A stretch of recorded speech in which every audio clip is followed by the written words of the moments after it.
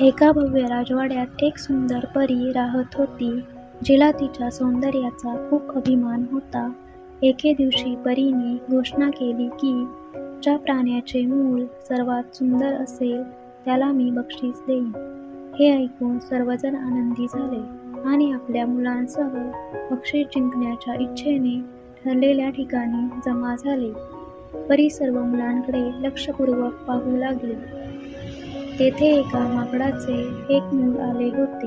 सपाट नाक असलेल्या माकडाच्या त्या बाळाला पाहून ती म्हणू लागली, "छी, किती कुरूप आहे हे मूल.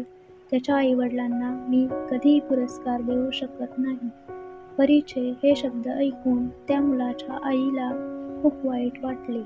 तिने आपल्या मुलाला मिठी मारली आणि म्हणू लागली, "माझ्या बाळा, तू खूप सुंदर आहेस. मी तुझ्यावर खूप प्रेम करते. तूच माझ्यासाठी सर्वात मोठे बक्षीस आहेस. मला दुसरा कोणताही पुरस्कार मिळवायचा नाही. देव तुला दीर्घायुष्य देवो. या जगात आईसारखी दुसरी कोणी नाही."